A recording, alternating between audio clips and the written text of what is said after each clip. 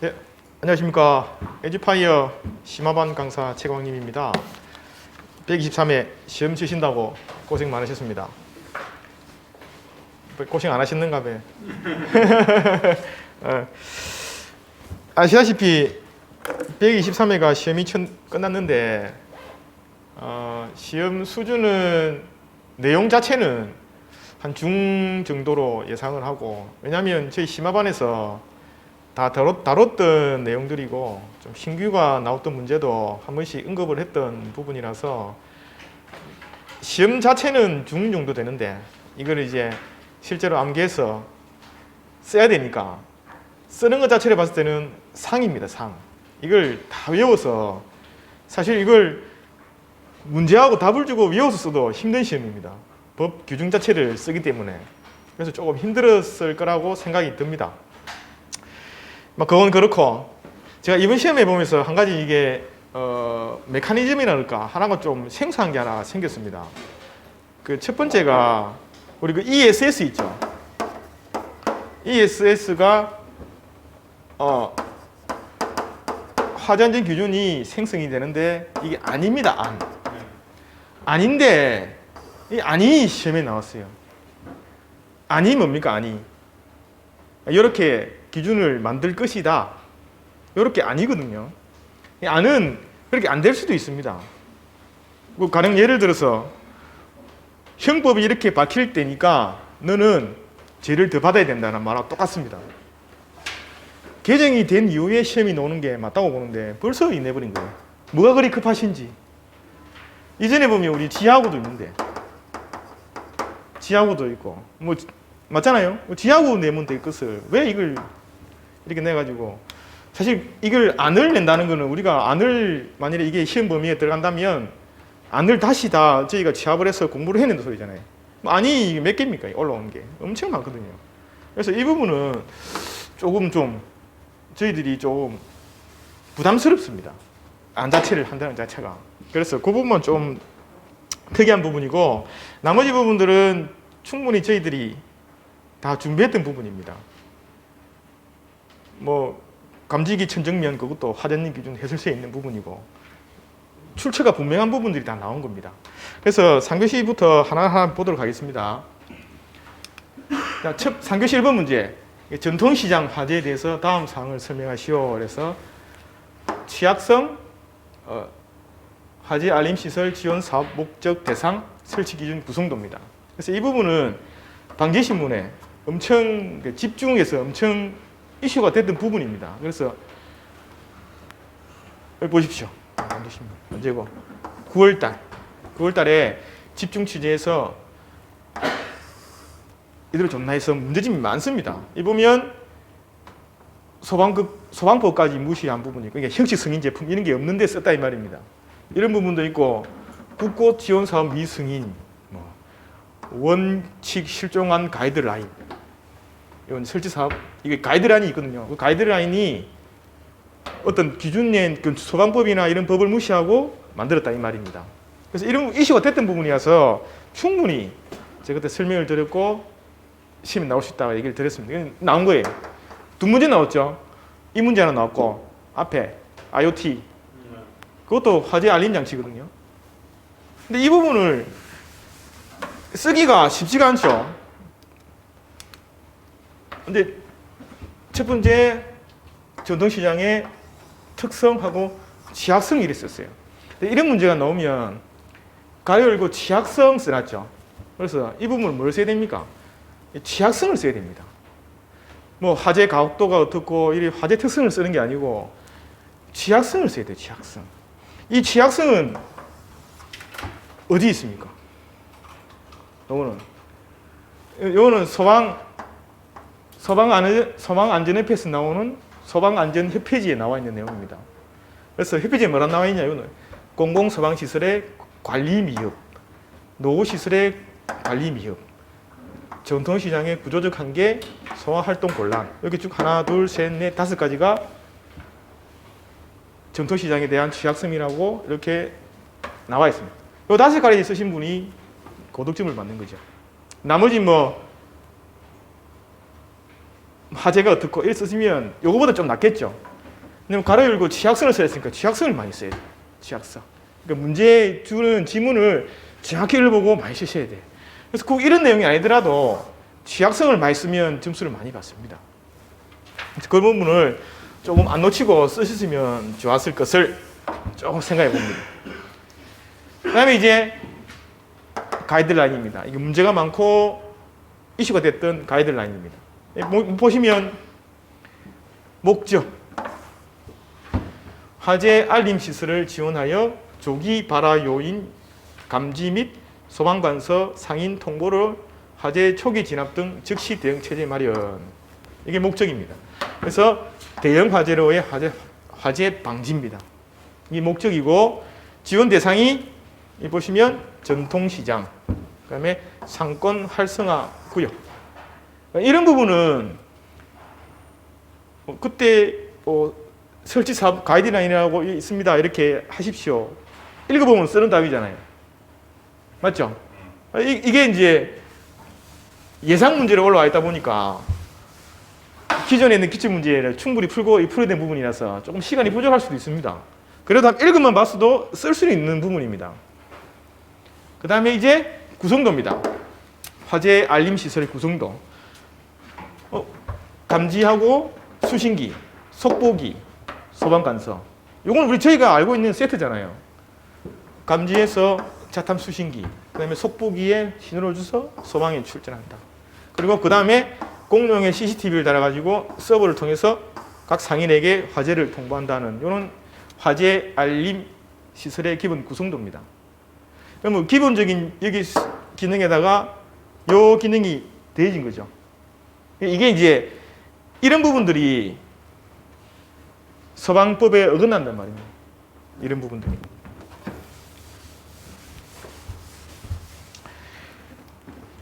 그리고 이제 지금부터 이제 설치 기준입니다. 참 이것은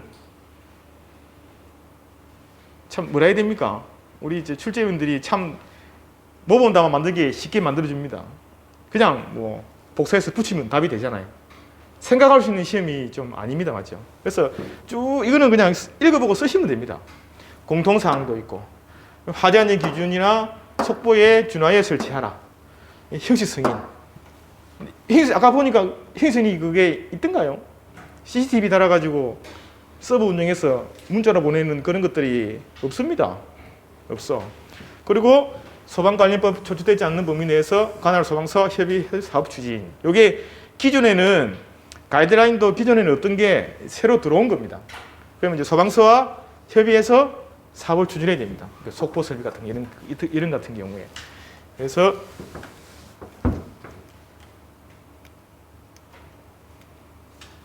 그 다음에 장비의 기본 요건, 무슨 방식, 이 쭉 부분이 있고 비화재보를 최소화할 수 있는 방안들이 있고 이런 방안들을 쭉 써놨습니다.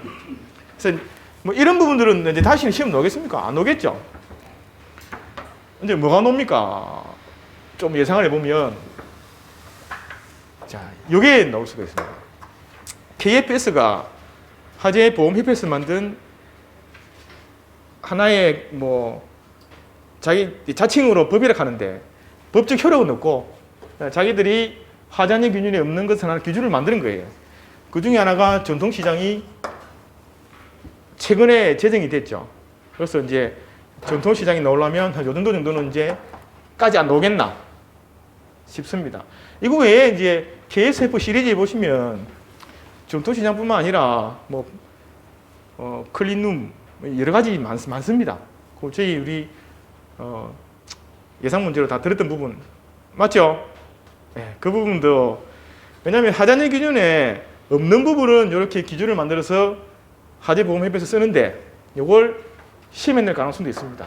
예를 들어서 물류창고 ESS 같은 경우에는 시험에 나왔죠. ESS 같은 경우는 2번인가 3번 나왔죠. 요 강화 기준 쓰라는 거 이것도 안 넣을 건 없습니다. 왜냐하면 아직 전통시장에 대해서 화재안전 기준이 없잖아요. 그래서 유일하게 법처럼 된 게 이거밖에 없어요.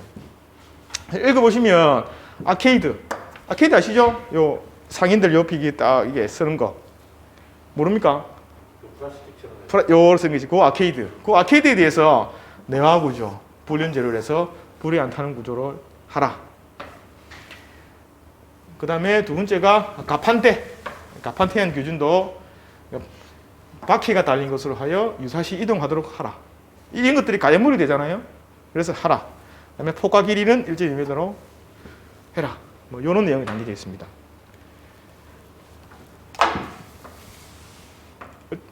다시 준비하기 힘들면 이거라도 잘 들어주십시오. 이거 너무 세야 될 거 아닙니까?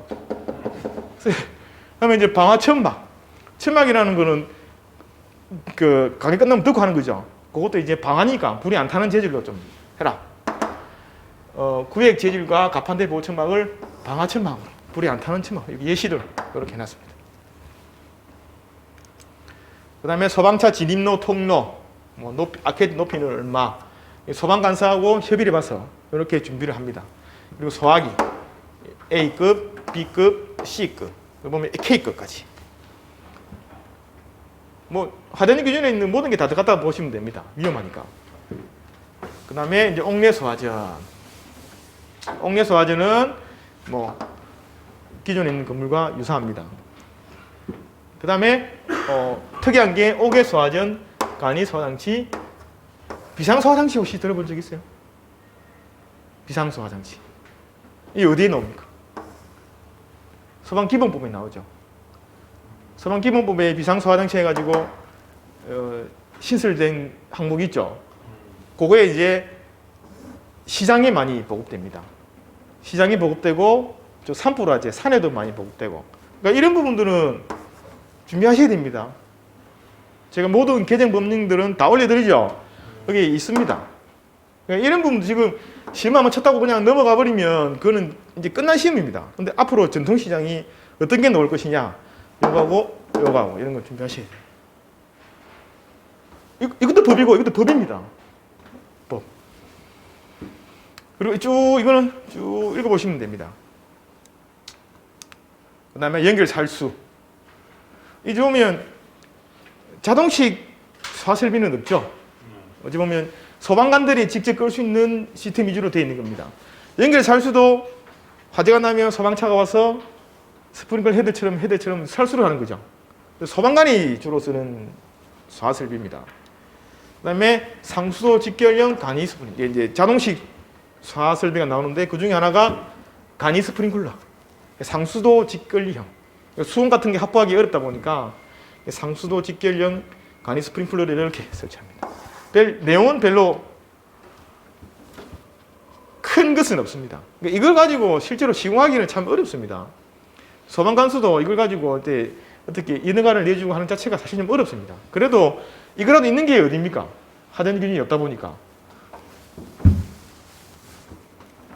그 다음에 단독 경보용 감지기랑 자탐. 뭐 요거는 크게 우리가 쓰고 있는 자탐과 크게 바뀐 게 없습니다. 쭉 읽어보시면 되고. 그 다음에 비상경보, 비상방송. 이런 이제 비상방송 같은 경우에는 뭐 시장 같은 경우에는 뭐 해당이 안 되겠죠. 네, 이런 것도 좀 해달라. 그 다음에 누준 차단기, 가스 감지기. 이런 거는 가스 감지기. 이 얼마 전에 며칠 전에 나왔죠. 가스 누설 감지기 하자니 기준 제정이 됐죠.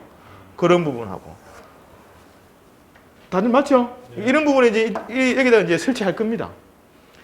아까 비상소화장치하고 가스 누설 감지기 이런 거는 전통시장하고도 밀접한 관계도 있습니다. 그래서 그런 부분 준비하셔야 돼요.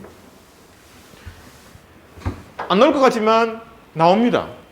안 나올 것 같죠? 근데 나옵니다. 그 다음에 동파 방지. 노상에 있다 보니까 어떻게 동파를 하라. 뭐 크게 큰 건 없습니다. 대신에 이게 보면 이런 열선을 뭐 어디다 보면 이래 감고 이러잖아요. 그러지 말고 뭐 좁혀서 뭐. 왜냐면 감고 일하면 꼬이면 불나니까 이렇게 쭉 하라는. 이게 좀 눈에 띄죠. 원래 열선을 이렇게 배관이 쭉 감고 하잖아요. 그러지 말고 선 안 꼬이게 이렇게 쭉 해서 하라. 요 내용 정도. 그래서 전통시장은 제가 몇 개 집어드렸죠. KPS하고 비상소화장치하고 가스 누설 경보기 이 정도는 좀 더 하고 하시라. 그 다음에 이제 2번 문제. 이게 이제 근거리 통신망. 근거리 통신망입니다. 이게 예전에 시험 나왔던 거죠. 뭐 제가 보시면 뭐 83회. 83회면 뭐 10년 전이잖아요.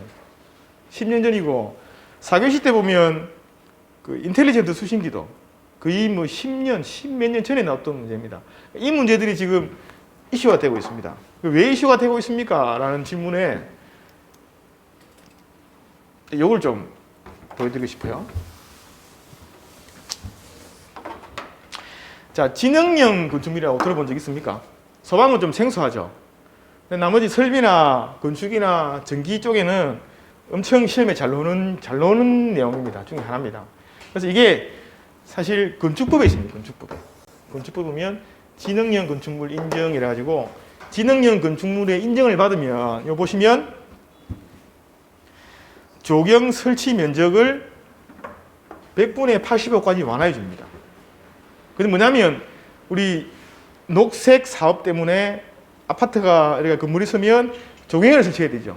그 조경을 85%까지 완화해 줍니다. 그럼 그 땅에는 뭘 할 수 있습니까? 주민시설이라든지 이런 걸 땅을 쓸 수 있단 말입니다. 그래서 이걸 많이 합니다. 그 다음에 용적률. 용적률 중요하죠. 몇 층까지 지을 수 있냐. 이런 거. 그 다음에 건축물 높이. 용적률. 그 면적에다, 땅에다가 얼마만큼 건물을 높이 지을 수 있냐. 많이 지을 수도 있죠. 높이 제한도 완화해 줍니다. 그래서 이 완화 조건 때문에 뭘 많이 합니까? 인텔리전트 빌딩 등급을 받습니다. 그 중에 하나가 뭐가 연관이 되겠습니까? 우리 소방 설비가 연관이 되겠죠. 가장 연관이 되는 게 수신기겠죠. 수신기도 되고 펌프도 되고, 펌프도 뭐 고효율 이런 거 있죠. 설비 쪽에 보면 있습니다. 그리고 전기 뭐 전기도. 전기도 보면 우리 펌프나 이런 쪽에 보면 기동반 이런 것도 있죠. 이런 거 다 요 맞게끔 설계를 해야 됩니다. 그래서 이게 지금 이슈가 되고 있고 많이 등급을 받으려고 하고 있습니다. 재개발 재건축 하는 사람들은 왜냐하면 많은 청수와 높이를 짓기 위해서. 그래서 이게 등급 기준입니다. 주거시설 같은 경우는 아파트 같은 이런 거는 뭐 1, 2, 3, 4, 5 이 제일 좋겠죠. 1등급이. 그 다음에 비주거는 뭐 상가나 이런 건물입니다. 주거 외에. 이 보면 이것도 85점 이상 받으면 1등급이죠. 그 다음에 복합은 주거하고 비주거하고 합쳐놓은 거. 여기는 혜택입니다. 용적률은 뭐 조례에서 정한 용적률에다가 1 플러스 완화 비율. 1등급이면 15%죠. 15% 정도 더 완화해준다는 말입니다. 여기 넣으면 어떻게 1.15죠. 그럼 용적률이 더 높아져. 이거는 뭐예요? 조개 면적 1 빼기 0.15니까 어떻게? 면적이 더 좁아지겠죠. 청수가 더 높아지겠죠. 혜택을 준다 이 말이에요. 그럼 가능한 뭐 이거 받게 시켰죠. 1등급 85점 이상 받게 시켰죠. 그러니까 이런 것들이 이제 앞으로 시험에 나올 수도 있다 이 말이에요. 소방이 지금 이쪽으로 이제 점점점 발이 들어가 버린 거예요. 그 다음에 이제 이게 심사 기준입니다. 기준 중에 보면 여기 눈에 하나 띄죠. 건축물의 비난 안전 시설. 이게 뭡니까? 우리 건피방 규칙에 있는 거 있죠. 그거 전부 다 여기 들어갑니다. 뭐 방화문, 방화샤터 이런 거 있죠. 전부 다 여기 들어갑니다. 이게 2점입니다.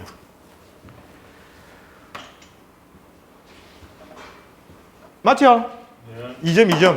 그 다음에 딱히 뭐 소방은 보이는 게 없습니다. 그 다음에 시스템 통합이라 가지고 모든 건축물에 있는 시스템들은 다 통합을 해야 됩니다. 그 중에 수신기도 되겠죠. 주차관제, 수신기, 엘리베이터, 빔 이런 거 모든 게 다 시스템 통합이 돼야 됩니다. 이 통합이 11개가 있는데 그 중에 뭐 어디? 이거 뭐예요? 하지 연동을 해야 됩니다. 연동을 해야 되면 뭐 시스템 통합이 돼야 되죠. 이게 이제 3점입니다. 소방만 해도 벌써 5점이죠. 5점 아닙니까?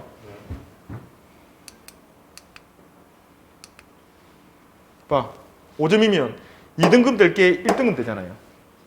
5등 차이가. 맞습니까? 그러면 12에서 15% 얼마나 차이 많이 납니까? 그래서 이걸 이제 소방도 해야 된다 이 말이에요.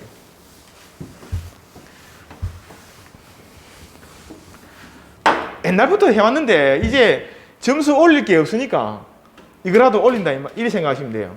소방이. 그래서 요건 하셨고 이제 끝입니다. 요건 한번 인텔리전트 미팅 이거 규정을 한번 보시고. 근데 우리 심화반은 다 할 겁니다. 다 전달하고 교육을 또 할 겁니다. 그다음에 이게 네트워크인데 지금 물어본 거는 단위 공장별로 산재된 자동화 시스템 수신기를 근거리 통신망으로 이용해서 한다. 이것도 어찌 보면 그 인텔리전트 시스템 통합하고 똑같은 맥락입니다. 두 문제가 거의 흡사합니다. 흡사한데 여기는 제가 수신기만 좀 넣었습니다. 수신기는 보시면 수신기에 중계기에 연결돼 가지고 쭉 나갑니다. 이건 어떤 방식입니까? 요거죠. 가운데 수신기가 하나 있고 중계기들이 이렇게 물립니다. 지금 쓰고 있는 R행 수신기가 요 방식입니다. 그럼 인텔리전트 수신기는 어떤 방식이에요? 요 방식. 지금 R행 수신기는 어떤 방식? 스타나 버스. 일부 우리 빔 시스템 하기 위해서는 요 방식이 돼야 됩니다. 요 중에 하나가 수신기가 들어갑니다. 여기 뭐 엘리베이터, 방제 방범 쭉 들어가지고 버스 형식으로 해서 수신기가 하나 들어가서 시스템 통합적으로 일단 하고 있습니다. 이게 이제 R행 수신기. 맞죠? 우리 빔 같은 거 설비 관리 시스템 있죠. 그런 빔 같은 거 들어갈 때는 버스용으로 많이 하고 일반 우리 이런 다른 빔 설계가 SI 통합이 아니고 빔 설계가 아닌 일반 우리 R행 수신기는 요겁니다. 스타잉을 많이 씁니다. 그러니까 수신기만 혼자서 살아남으면 되니까 많습니다. 이 같은 경우에는 지금 한간에 뭐 인텔리전트 수신기 이름이 없다 이런 말이 돕니다. 당연히 없죠. 법이 위주인 학문이기 때문에 인텔리전트 수신기라는 말은 없습니다.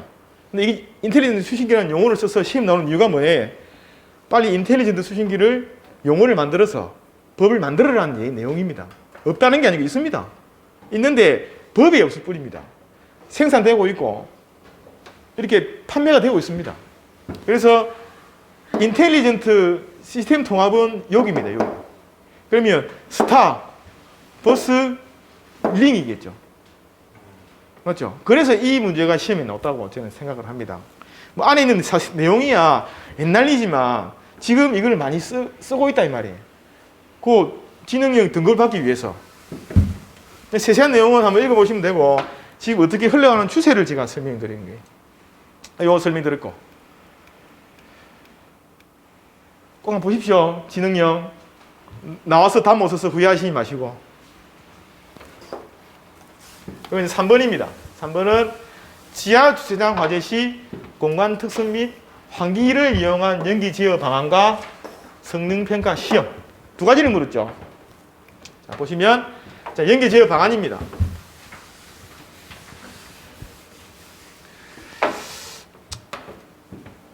뭐 주차장에 보면 그 환기 제어 시스템이 있죠. 혹시 보신 적 있습니까? 유인팬 해가지고 이렇게 공기 흐름하는 거 있죠. 그걸 어떻게 연기 제어 우리가 화단역 기준으로 치면 거실 제어로 이렇게 써먹을 수 있냐? 그거를 본인이 생각을 한번 써봐라. 이런 내용은 참 기술자적인 문제죠. 그 중에 법을 쓰라는데 그 중에 하나 쓸만한 게 나왔죠. 이거는 이제 본인이 생각하고 있던 거를 쭉 쓰시면 됩니다. 쓰시면 되는데 이 같은 경우에는 자 화재가 나면 주차장에 화재가 나면 감지기가 동작을 해서 이렇게 이제 자동 화재 자탐이겠죠. 자탐이 이렇게 수용을 하고 이제 환기가 동작을 합니다. 급기팬, 배기팬. 급기팬하고 배기팬을 해서 주차장 약선을 막고 진압하고 팬을 한다. 요런 시스템은 많이 연구하고 있는 이런 내용입니다. 그래서 이 문제는 지금 뭐 논문이나 이런 것 쪽에 좀 참조해서 내지 않았나 그렇게 생각이 됩니다. 이것도 논문에 있는 이런 그림들을 캡처한 거예요. 그래서 보시면 그리기 쉽게 방안이 한눈에 보이죠. 뭐 요 정도. 그리고 성능 평가 시험. 이제 콜드 스모크 테스트를 많이 합니다. 핫 스모크 테스트도 많이 한다고 하지만 핫 스모크의 가장 큰 단점이 뭐예요? 연기 온도를 높이기 때문에 시설이 망가집니다. 그래서 핫 스모크도 답이 될 수는 있지만 실제로 쓰는 거는 핫 스모크를 못 합니다. 내가 건축주인데 누가 핫 스모크 합니까? 불 떼어가지고 건물 다 망가지게. 맞죠? 그래서 실제로 하는 거는 콜드. 요거는 일부 하는 데도 있습니다. 실제로 해가지고 콜드 스모크 테스트는 하는 데도 있습니다. 그래서 이게 그림입니다. 첫 번째, 지하공한 밀폐, 방연기 가동하여 연기 발생. 3번, 급기 팬 가동. 4번, 시나리오 따라 설정 변경 해가지고 우리 소방에 있죠. 얼마만큼 연기가 빠지고 하는 게 있죠. 그걸 실제적으로 시나리오를 조건을 만들어서 실행합니다. 이 시나리오는 답에 없습니까? 네, 그 시나리오 있죠. 인명한 기준들에서 평가를 합니다. 아시겠죠? 그래서 이런 부분. 자, 그 다음에 특수 제어 모드형 스프링클러 설비 개요. 이건 우리가 신규 문제지만 우리 심화반 문제 있죠? 열심히 풀어낸 거 있죠? 그거 쓰면 되는데 참 이게 잘 안 이어져, 맞죠? 네, 그래서 한번 보겠습니다. 자, 특수 제어 모드입니다. 얘가 왜 필요합니까? 왜 필요합니까? 자, 이게 제가 우리 모범 답안도 있지만 이게 RDD죠. 처음에 이게 ADD죠. 이게 이제 살수 밀도고 이게 시간이죠. 맞죠? 우리 그 인버터 모터랑 똑같습니다. 처음에 여기서 불이 화재가 났는데 이만큼 물을 부을 수는 없잖아요. 이만큼 뭐합니까? 물 받아야 되잖아요. 맞죠? 그래서 이만큼 화재에서는 이만큼만 붓고 좀 더 화재가 커지면 이만큼 붓고 해가지고 여기까지 오르락내리락 할 수 있는 게 요 스프링클러의 목적입니다. 내가 온오프 스프링클러 그겁니다. 그건 맞습니까? 네. 이름이 온오프도 있고 특수 제어 모드니까 이거는 이제 뭐 NFPA 용어입니다. 그러니까 온오프 그거 똑같습니다. 그거 쓰시면 되는 거예요. 목적은 알겠죠? 지가 맞는 물만 보내주고 많이 보내주면 수선피해가 일어나니까. 그래서 넣는 게 요 스프링클러입니다. 그래서 여기 보시면 이게 스프링클러 헤드고 이게 뭐예요? 이게 이런 타입도 있고 이런 타입도 있고 이게 뭐예요? 이게 온도를 감지하는 겁니다. 이 온도를 감지해 가지고 그 책에 보면 바이메탈이라 되어 있죠. 온도가 올라가면 실을 쪼고 늘리고 하는 금속 물질이 있습니다. 온도가 높아지면 어떻게? 실이 느슨해지면서 헤드를 넓어지고 온도가 내려가면 어떻게? 바이메탈이 줄어들면서 헤드를 오리피스를 줄여줍니다. 그걸 여기에 달려 있습니다. 그러니까 요런 타입, 요런 타입, 요런 타입. 그 다음에 요거는 그 교재는 NFPA 기준을 실었지만 요거는 뭐예요? 원리. 아까 그 원리 있죠? 요 온도를 감지해서 여기 보면 바이메탈 디스크 있죠? 여기 이제 바이메탈 디스크 있습니다. 그거 보면 그 실을 온도가 높아가지고 느슨하게 하고 쪼게 하는 그 있습니다. 그 디스크가 돌아가고 합니다. 그걸 줄여주면 여기서 어떻게 헤드 오리피스를 넓게 했다가 작게 했다가 이렇게 쪼아줍니다. 이렇게 쪼아줬다가 늘렸다가 이런 거 있죠. 이렇게 된 게 요겁니다. 그래서 별 내용은 없죠. 근데 우리 참 어렵습니다.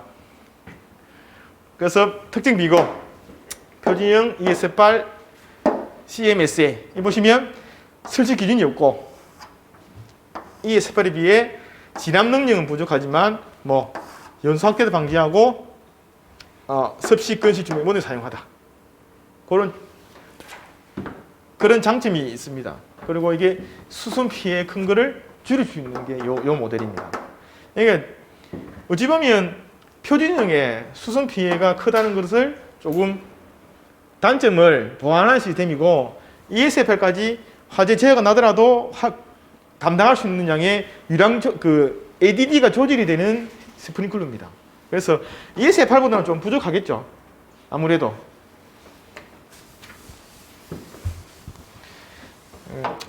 이런 부분도 뭐 그걸만 알면 쓸 수 있는 답들인데 참 안타깝습니다. 이거는 뭐 기출이니까 맞죠. 예, 특피 계단하고 부소실 배연설비에 특피 계단에 부소실 재연설비에 구조대 쓰시오. 요거는 뭐 세 번 기출이 나온 거고 뭐 요거는 뭐 눈 감고도 쓸 수 있어야 되죠. 유일하게 기분 좋았던 문제.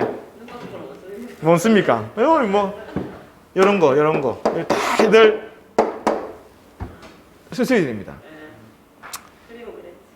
그림 그리고 제가 봤을 때는 기술사는 안에 있는 법 내용을 똑같이 안 쓰더라도 이렇게 그림 그려가지고 요 말만 써도 대부분 인정해 줍니다. 대부분. 이게 원문처럼 써서도 오지만 이 그림처럼 기억을 하고 써서도 인정을 받습니다. 똑같이 원문을 안 써도. 아시겠죠? 그러니까 이런 식으로라도 외워서 쓰십시오. 안 쓰면 누가 아무도 도움이 안 줍니다. 내가 어떤 규정이 있는데 기억이 안 나면 뭔가가 내 나름대로의 그림을 그려가지고 그래도 뭐라도 쓰십시오. 써야 이 사람이 좀 점수를 받고자 하는 안타까움이 있고 이 사람은 좀 그래도 신경 많이 쓰네 해서 점수라도 좀 더 받을 수 있게끔 노력을 하셔야 돼요. 기회가 안 난다고 안 쓰면 아무것도 점수 못 받습니다. 여러분 그림에도 그래 쓰십시오. 그리고 이거는 뭐 노대가 있을 때 앞에 거는 거실에서 바로 나갈 때 부소실이 노대에 면하지 않을 때 그때고 노대가 있을 때 두 가지 그림 그려주면 좋지만 뭐 요 하나도 그래도 솔직히 많이 봤습니다. 예. 그리고 요 어디 있나? 요 부속실에 재연설비를 해야 되죠. 원래 배연설비를 해야 되는데 소방법에 적합한 배연설비를 하면 재연설비는 이제 배연설비는 면제해 주죠. 그래서 재연설비를 주로 합니다. 그래서 그 내용입니다. 예, 그렇죠? 맞죠? 그 다음에 이거 성민님 안타깝죠? 이거 제가 나온다 했죠? 그렇게 더럽게 안 해야 되는 문제죠. 그러니까 이거 없잖아요. 이거 어쩌겠습니까? 나오는 줄은 뻔히 아는데 그래서 문제는 쉬운데 문제는 중한데 쓰기는 상이라 상. 안 해지잖아요. 안 해지면 뭔가 그림을 그리서라도 외워서 써야 돼. 다음에 그림 해보십시오. 안 된다고 그냥 안 쓰면 점수 못 받습니다. 그림을 그리서라도 무조건 뭐 써야 돼. 요거는 조금 맞죠? 우리가 조금 이거까지는 생각 안 해도 이거 두 개는 생각했죠. 무조건 나온다. 이건 무조건 나온다. 여기까지는 우리가 아직 감당 못했지만 그래도 이 두 개만 써도 15점 이상 받습니다. 참 안타깝습니다. 이거는 제가 해줄 수 있는 부분이 아닙니다. 외우고 맞잖아요. 그래서 계속 외워라 나온다. 근데 이 부분은 또 나옵니다. 또. 그래서 이거는 그냥 한번 읽어보시고 뭐 이건 뭐 설명 하나 안 하나 스트레스만 받죠. 이제 사교시 사교시가 좀 그나마 좀 수란 같지만 그래도 어려워. 이거는 뭐 내압 배선하고 내열 배선의 기능입니다. 강건에 뭐 보면 내화 전선하고 내열 전선을 쓰시는 분이 있어. 인정 못 받습니다. 지금 내화 배선하고 내열 배선이잖아요. 그렇죠? 배선하고 전선하고 차이가 뭐예요? 요거는 FR8, FR3를 열심히 써야 되고 이거는 뭐예요? FR8, FR3가 아니지만 준하는 기능이 있다고 해서 쓸 수 있는 거 있죠? 그걸 열심히 써야 돼.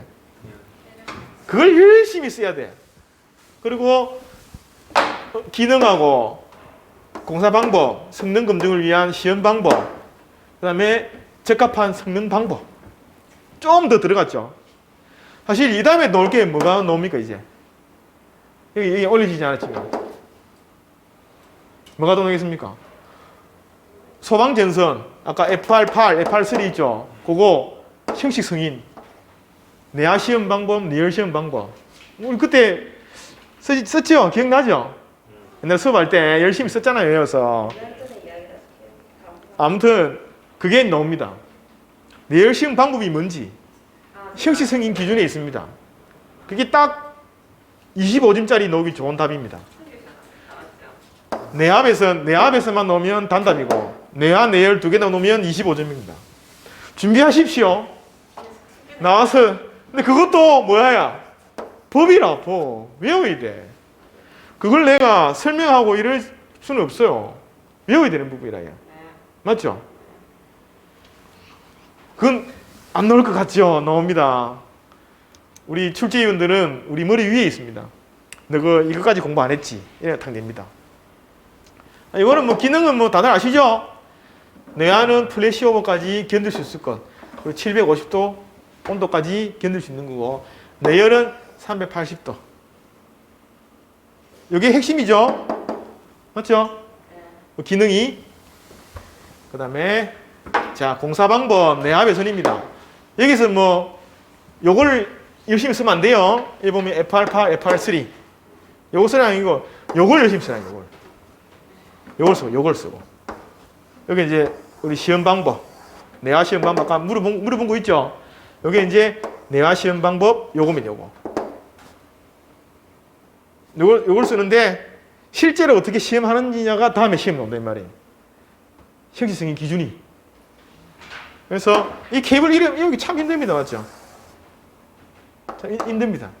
근데 이건 내가 외울 수 있는 방법도 알려드렸어요. 맞죠? 이 케이블이 어떻게 손대됐어요? 도체가 있고 그다음에 뭐가 있죠? 응. 우리 여기 있네. 어디 갔노? 여기 있죠? 이 보면 이거 볼까요? 도체가 있고 이 보면 도체가 있고 그다음에 여기 있네. 도체가 있고 전len체가 있고 그다음에 내열 보강층이 있고 시스가 있죠. 요걸 순서대로 부르는 거예요. 이거 외우는 방법이. 이 그림만 알면 외울 수 있어요. 그래요. 자, 한번 예를 들어 볼까요? 뭐라 합니까? 자, 여기 3번 보시면 6에서 슬러시 10kV 해가지고 가교 폴리에틸렌 절연. 아까 절연 봤죠? 절연이 뭐로 돼 있어? 절연체가 가교 폴리에틸렌으로 된 절연체고 뭐 저독성 난염 폴리올레핀 시스. 시스 봤죠? 그게 케이블 이름이에요. 다른 거 안 볼까요? 가교 폴리에틸렌 절연. 비닐 시스. 더 넣었죠? 그 다음에 뭐예요? 트레이 난연. 트레이에 쓰는 거구나. 요걸 외우시면 되는 거예요. 똑같아요. 내열성 실리콘 고무 절연. 얘는 6번은 뭐 절연만 있고 시스가 없는 거예요. 다 나오죠? 안 나옵니까? 나옵니다. 다 나오잖아요. 여러분 뭐 가교 폴리에틸렌 절연. 절연체는 가교 폴리에틸렌이고 저독성 난염 폴리올레핀 시스고 진력 케이블이다. HFCO. 이렇게 외우는 거예요. 무조건 대놓고 외우면 외워집니까 그게? 요걸 제가 모문 답에 한 너랑 있어요. 요거 읽는 방법. 그래 외워야 외워지죠. 그럼 뭐 내열이고. 요거는 내열 배선의 검증 방법입니다. 어떻게 나옵니까 이거? 감리가 이게 내열 배선이 어떻게 검증합니까? 실무지만 이게 이 내용이 어디 나와 있습니까? 이번에도 시험 나왔지만 소방감리 절차서 소방공사 시방서 혹시 있어요? 본 적 있죠? 소방청에서 만든 소방공사 시방서 소방감리 절차서라고 우리 심화반에 올려진 거 있죠? 그거 보면 있어요. 그러면 공사를 어떻게 하라? 그 중에 첫 번째가 뭐 바닥 표면으로부터 2mm 이상 깊이로 매입한다. 금속관, 금속가유관, 덕트는 수납하여 시공한다. 트레이로 시공하는 경우에는 내열 전선을 사용한다. 건식 벽체 시공 시 내화 구조를 인정받는 제품인 경우에는 건식 벽체 내부에 합성 수지 제관을 시공하여도 내화 구조 인정 기준에 영향을 미치지 않는 경우에는 배관의 시공이 가능하다. 요 네 가지만 딱 맞다고 보면 인정해 주는 겁니다. 내가 항상 얘기 많이 하죠. 이번에도 그 뭐고 설계 절차서 시험 나왔죠. 회장님 그 내가 농대했는 거 설계 절차서 기본 설계 쓰라는 거 그거 나오잖아요. 그 또 넣을 거 많습니다. 제가 쭉 설명 다 드렸어요. 그 절차서 보면. 근데 외울 수가 없어. 고생을 좀 해야 돼 맞죠. 이것도 시방서에서 나온 거예요. 시방서 나왔던 내용입니다. 그리고 요거는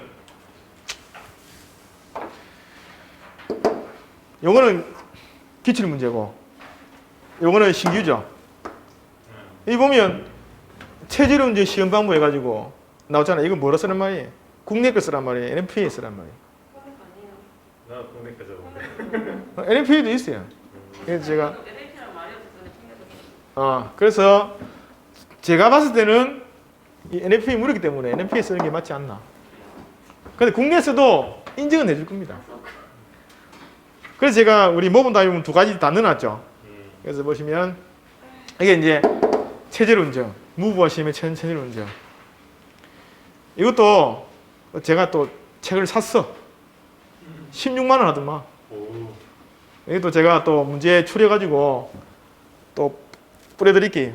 보면 참 국내 이게 시험하고 스프링클러나 이렇게 시스템 성능 검증하고 이런 거잖아요. 읽어보면 국내는 너무나 달라. 너무 달라. 너무 애들이 너무 디테일해요. 우리나라 들어오면 아마 문도 살기 힘들 거예요. 너무 디테일한 부분도 있고 이게 과연 우리나라 이게 문제의 실효성이 있나 그런 생각도 들고 읽어보니 그렇더라고요. 이 부분은 국내에 있는 부분이니까 시험에 나오는 부분이고 나머지 부분은 좀 희박하긴 한데 그래도 한번 열심히 또 문제를 한번 뽑아볼게요. 책을 샀으면 본질을 뽑아야지. 그래서 보시면 국내랑 조금 다른 부분도 있지만 뭐 한번 볼게요. 자, 순환 리프 밸브는 토출량이 적어야 된다. 이런 거 우리 확인하지는 않죠. 그러니까 물이 나오는지만 안 나오는지만 확인하지 뭐 얼마만큼 넣어라 이런 확인을 하지는 않잖아요. 그래서 토출량까지 확인을 하고 주 압력 리프 밸브를 통하여 유량이 미량 배출 영향보다 많은 경우 순환 리프 밸브는 동작하지 않아야 한다. 이런 인터락 조건도 있는 거고 그다음에 토출적 흡입축 압력계의 판도값을 기록해 있는 체질할 때 흡입축 압력 토출적 압력 기록해서 압력 강화가 얼마나 생기는지 이런 것도 좀 확인해야 되는 부분도 있고 물의 토출 정도를 모니터하고 필요시 펌프 동작 중지해서 뭐 쭉 한다. 우리 이런 거 뭐 온도계 됩니까? 온도 상승을 하지 마라 그러지 안 되잖아요. 이런 너무 디테일한 부분들이 많아요. 그러니까 압력 릴리프 밸브가 흡입적으로 다시 액체를 보내는 경우에는 순환 펌프 릴리프가 작동하지 않아야 한다. 이런 거는 인터락 조건이고 그다음에 이런 거 쭉 그다음에 시험은 펌프를 자동 시동해서 수행해야 한다. 전기 펌프는 최소 10분 이상 동안 구동해야 한다. 디젤 펌프는 최소 30분 동안 구동해야 한다. 이게 두 개가 왜 하는지가 나와 있는 거예요. 맞죠? 그러니까 이걸 봤을 때는 이게 답이 아닌가 싶기도 하고 이게 연관이 되잖아요. 그러니까 체질 운전 시험할 때 요 3번, 4번 항목이 들어가니까 맞죠?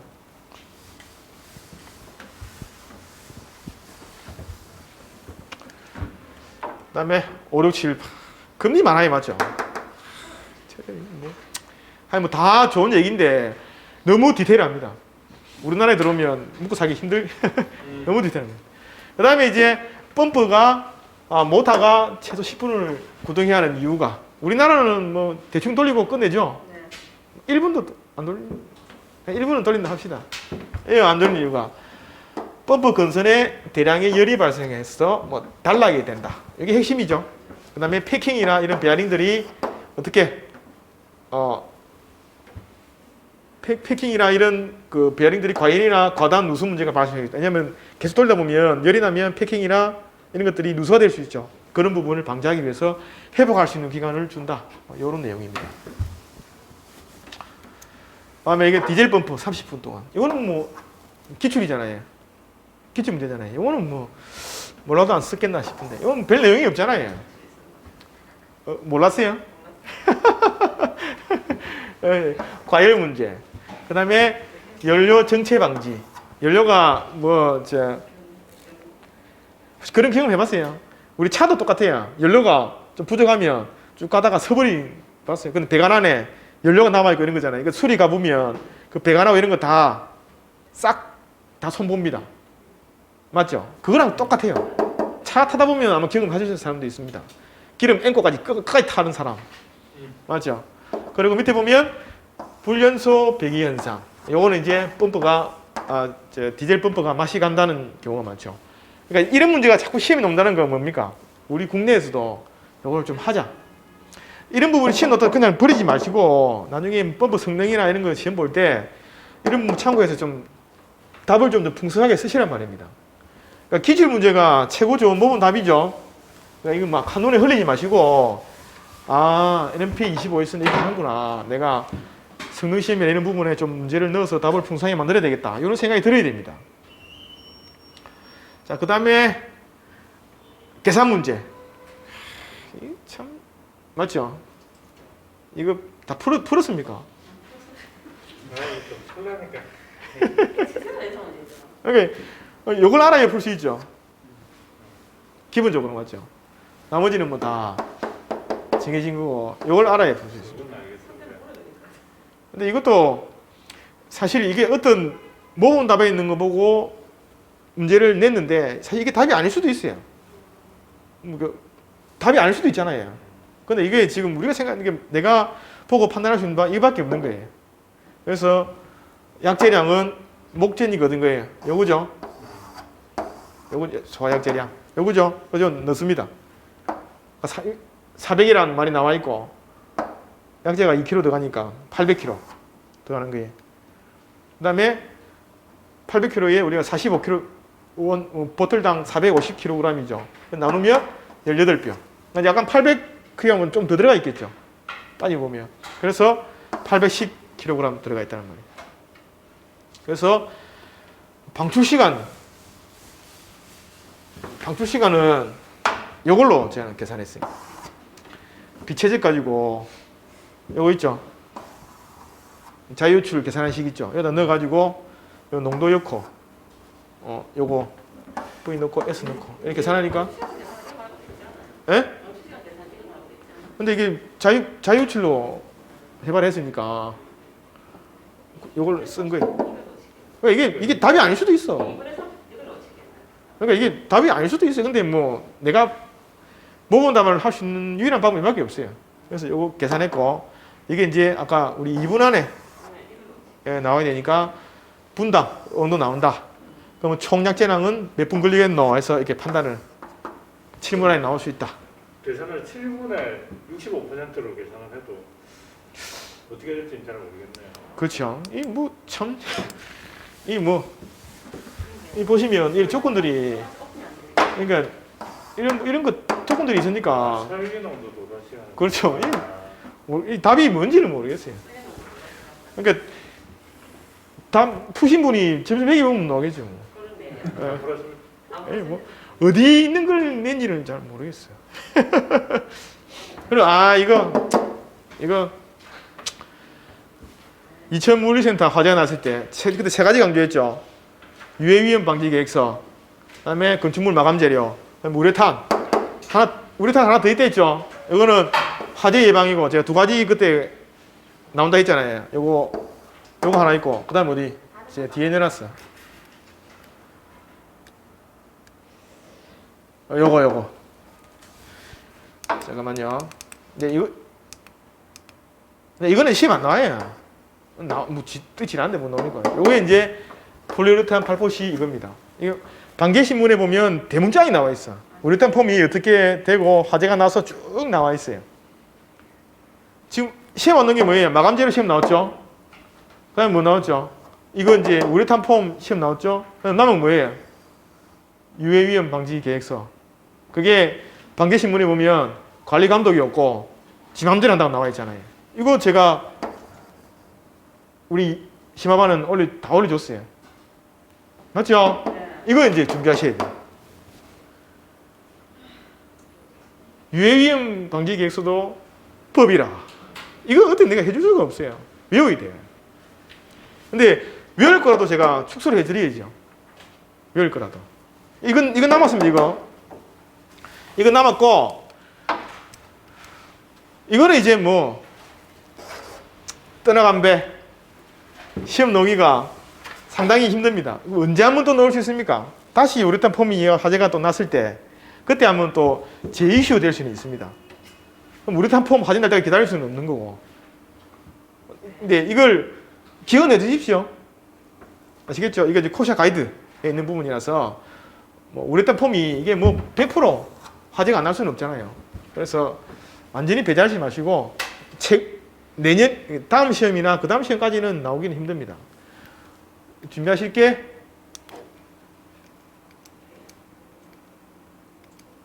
요거 제가 우리 심화반에 보면 이게 용접 용단 해가지고 세트를 올린 적이 있죠. 그 기억나십니까? 코샤 가이드 뭐 우리 화재보험협회에 넣은 거 세트에 올린 게 있습니다. 거기에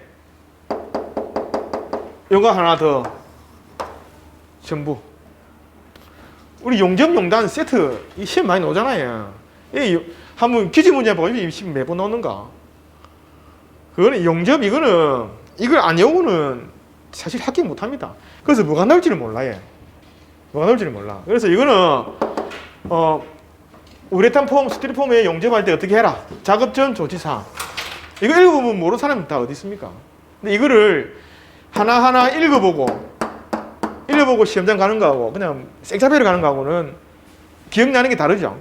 뭐 이런 거는 다 그냥 맞는 얘기잖아요. 실제로 내가 현장에 계신 분들은 읽어보면 이해가 갈 부분도 있고. 근데 중요한 거는 이게 시험이 나온다는 거.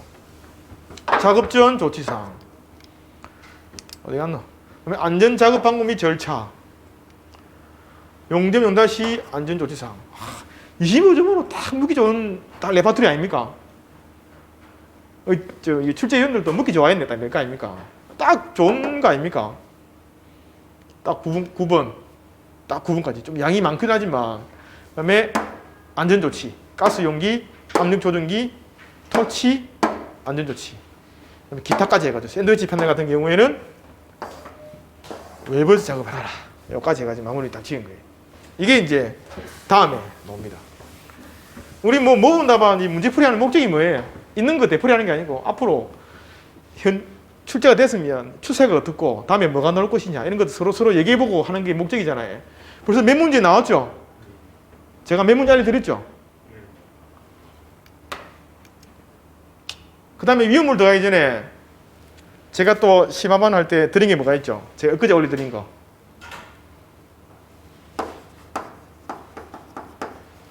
연료전지하고 뭐 수소 세트로 해서 몇 개 자료 있었죠? 네.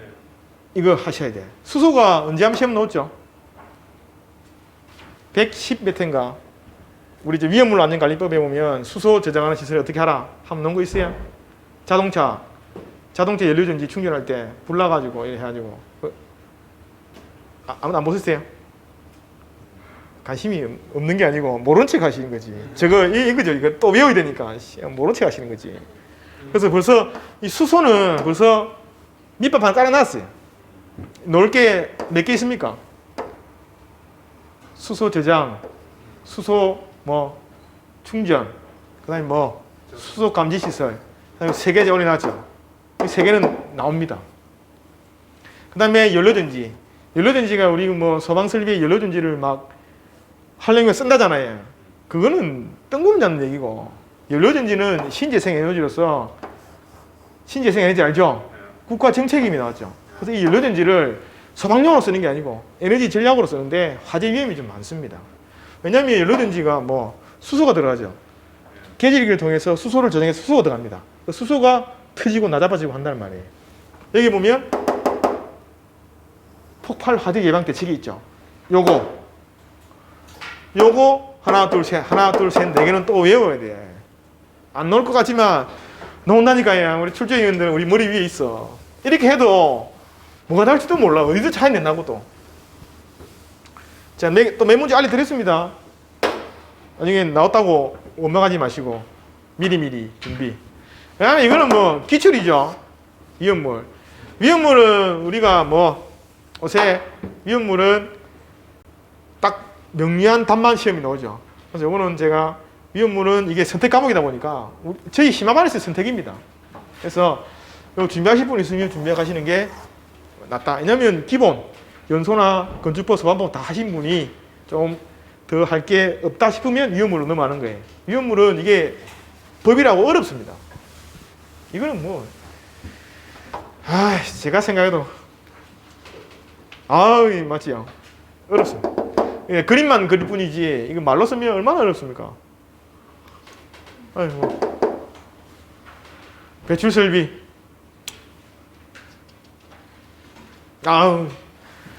국소 방식. 그다음에 전력 방식. 해가지고 쭉 몇 년 나와 있죠. 이거는 시험에 배출 설비는 몇 번 나왔어요. 몇 번. 배출 설비는 볼까요? 어디 있노? 압력장치. 여기 있죠. 배출 설비. 그다음에 배출 설비. 보이세요? 이게 100회 3번 나왔어요. 맞죠? 이거는 이제 그냥 중요하니까 낸 거예요. 위험물은 그냥 중요한 것만 보시면 돼. 뭐 2번 이상 나왔던 거 있죠. 이런 거 계속 보시면 돼요. 걸려가지고 쓰시면 돼요. 아시겠죠?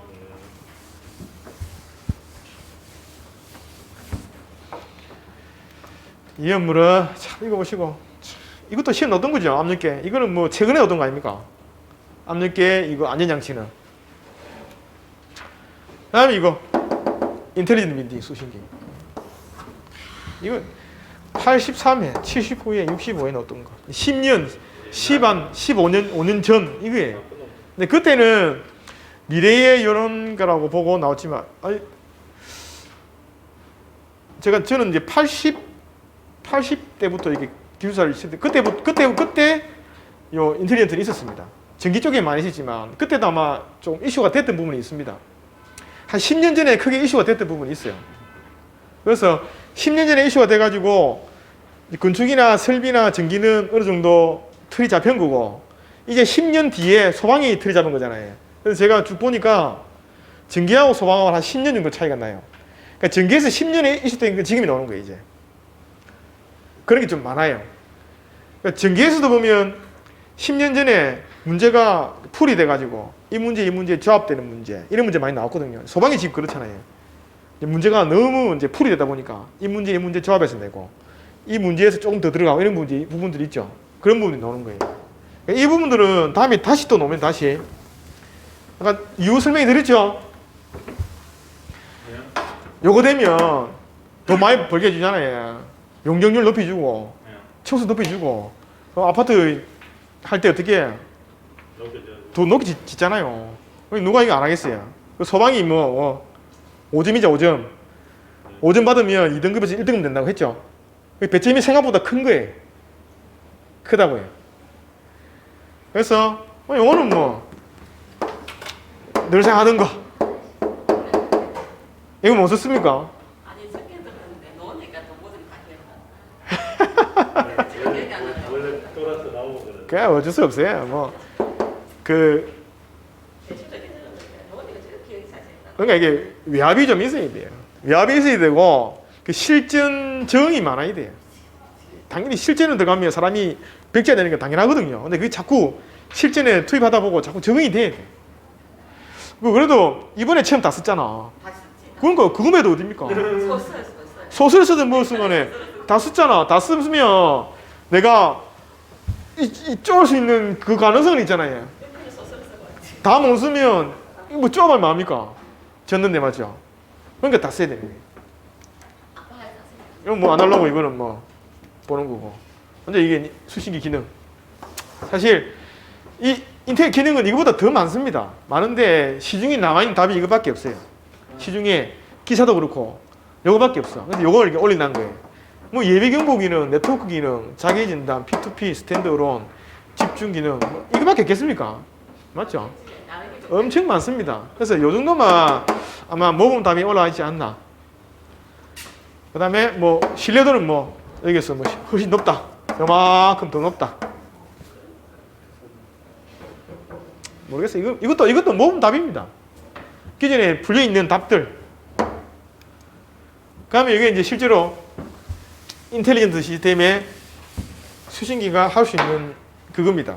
이 보면 아까 링으로 돼 있죠. 링으로 돼 가지고 이게 뭐예요?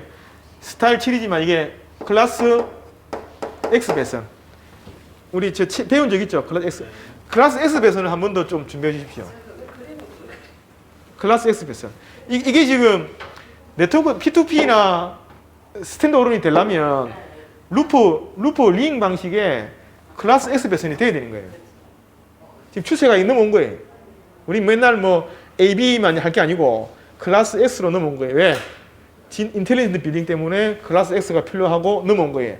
그러면 뭐 수신기가, R링 수신기가 못 받쳐주는 거예요. 네트워크 카드가 들어가가지고 네트워크를 해야 되는데 P2P를 해야 되는데 못하는 거예요. 근데 그게 뭐 수신기 해지 승인에 받을 수 있는 게 없어. 네트워크 뭐 없잖아요. 그럼 뭐 그냥 R링 수신기에 카드 너가 이미를 쓰고 있는 거예요. 그래서 인텔리전트 수신기가 없다고 얘기하는 거예요. 실제로는 존재하고 쓰고 있는데 기준이 없는 거예요. 기준에. 빨리 기준을 만들어내는 이런 어필입니다. 인텔리전트 수신기를 빨리 만들어라. 여기 보시면 여기 하나 이게 지금 수신기로만 되어 있지만 이게 뭐 수신기, 이건 뭐 CCTV, 방제 방범, 빔, 뭐 엘리베이터, 뭐 쭉 주차 관제 쭉 있죠. 이게 쭉부터 쭉 돼가지고 할 수도 있고 수신기가 많으면 이따 수신기로도 배치할 수도 있고. 비록 수신기 문제 아니고 여러 가지 다 링을 해서 서로 P2P를 합니다. 이게 아까 뭐 시스템 통합이라 했죠. SI.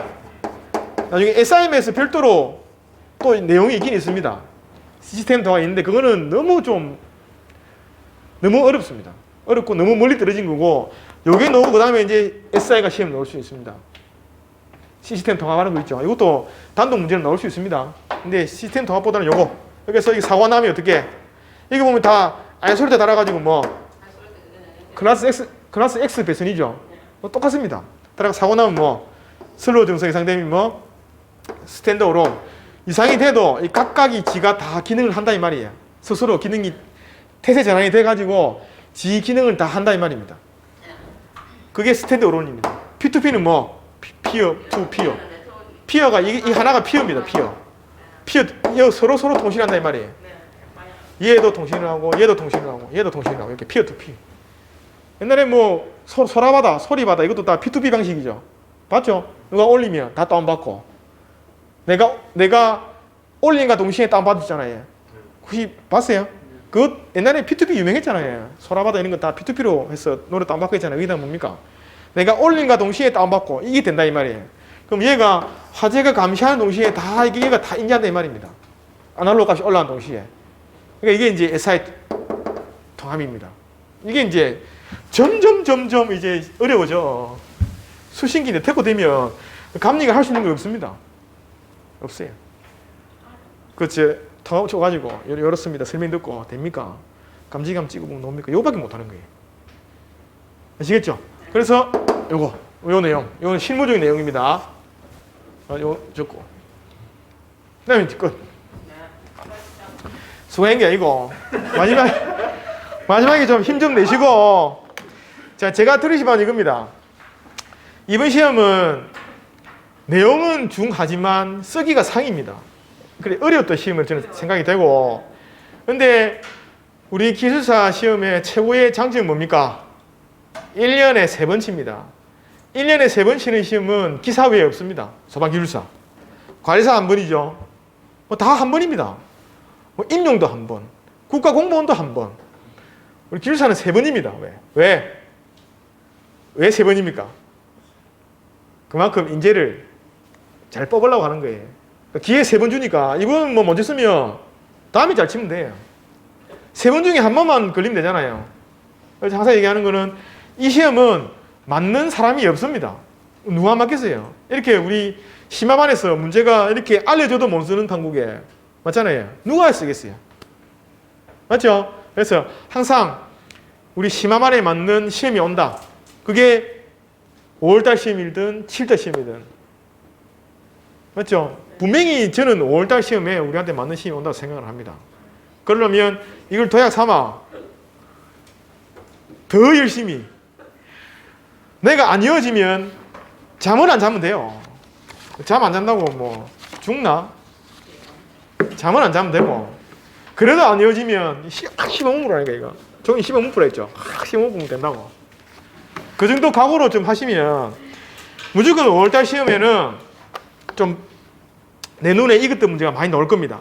그러니까 최선을 다하시고 포기하지 마시고 꼭 힘내십시오. 자, 화이팅! 수고하셨습니다. 예, 감사합니다. 저 어떻게 끄지? 어떻게 끄지? 끝났습니다. 예. 이게 제가 민주사님 머리줘야지 한다고. 뭘? 그렇지.